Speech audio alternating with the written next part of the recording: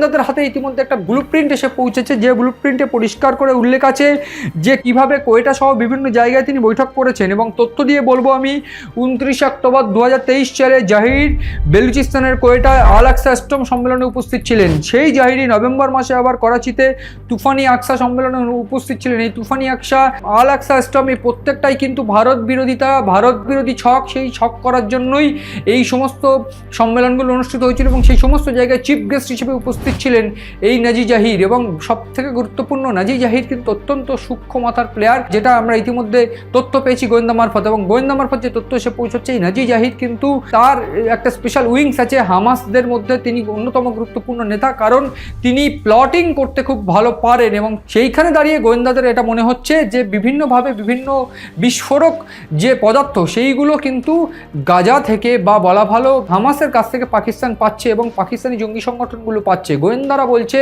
যে রীতিমতো হামাসের থেকে কিন্তু এই সমস্ত বিস্ফোরক পদার্থ পেলে পাকিস্তানের এই যে রশিদ আলী সিন্ধু, তার সঙ্গে এই নাজি জাহিরের যে বারবার করে প্লটিং, সেইখানে পরিষ্কার করে ট্রেনিং দেওয়ার কাজ হতে পারে যে কিভাবে বিস্ফোরক ভারতের উপরে প্রয়োগ করা যাবে এবং ভারতের সার্কামস্টান্সেসকে কাজে লাগিয়ে কিভাবে সেগুলোকে ভারতের সার্বভৌমত্বকে ধ্বংস করতে কাজে লাগানো হবে। যদিও এক্ষেত্রে বলে রাখা ভালো, পেহেলগাঁও হামলার ক্ষেত্রে আমরা যে চিত্রটা দেখেছিলাম, সেইখানে টিআরএফ নামে একটি জঙ্গি সংগঠন জড়িত থাকলেও তার পিছনে যে হামাস নেতাদের বৈঠক হয়, তার পাশাপাশি কিভাবে জঙ্গি সংগঠনগুলো দিনে দিনে একেবারে উচ্চ পর্যায়ে পৌঁছায়, কিভাবে স্থানীয় গ্রাউন্ড তারা তৈরি করে, গ্রিপ তারা তৈরি করে, যারা আর্থিক অভাবে ভুগছে তাদেরকে কিভাবে প্রলোভন দেখিয়ে জঙ্গিদের ফাঁদে ফেলা যায়, সেইখান থেকে শুরু করে কোথায় প্লটিং হবে, কোথায় অপারেশন হবে, এই সমস্ত কিছুই তৈরি হয় এই নাজি জাহিরের মতন ব্যক্তি যারা রয়েছে তাদের প্লটিংয়েই।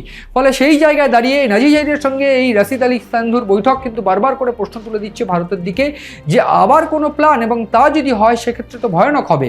যদিও বিশেষজ্ঞরা জানাচ্ছেন এই সমস্ত ছক যদি করতেও আসে, এই মুহূর্তে দাঁড়িয়ে ভারত কিন্তু অত্যন্ত সুপার অ্যাক্টিভ, পূর্ব দিক হোক বা অন্য দিক থেকে পশ্চিম দিক হোক, সে সমস্ত দিকে নর্থ ইস্ট থেকে শুরু করে সমস্ত দিকে সুপার অ্যাক্টিভ। আমরা সবাই জানি পূর্ব দিক থেকেও এই মুহূর্তে যে বাংলাদেশের থেকে একটা চাপ রয়েছে, বাংলাদেশ এই মুহূর্তে মিত্র দেশ থেকে শত্রু দেশে পরিণত হচ্ছে আস্তে আস্তে, যেটা অভ্যন্তরীণ রাজনীতি বলছে। ফলে সেই জায়গা থেকে একটা চাপ সাউথ ব্লকের জন্য বা দিল্লির জন্য থাকলেও ভারত কিন্তু নিজেদের ডিফেন্সকে একেবারে খোলা হাতে সাজিয়েছে, একদিকে পশ্চিম দিক, অন্যদিকে নর্থ ইস্ট থেকে শুরু করে চিকেন স্নেকও।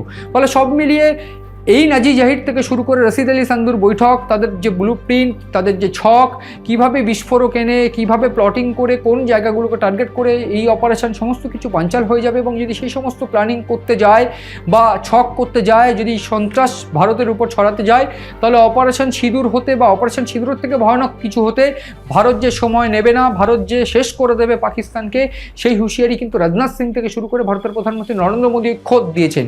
সেক্ষেত্রে ট্রাম্পের সঙ্গে সখ্যতা থাকুক কিংবা যার সঙ্গেই পাকিস্তানের প্রধানমন্ত্রী বা পাকিস্তানের সখ্যতা থাকুক, কেউই কিন্তু পাকিস্তানকে বাঁচাতে পারবে না, এমনটা কিন্তু মনে করছে বিশেষজ্ঞ মহল এবং ভারতের প্রতিরক্ষা মন্ত্রক।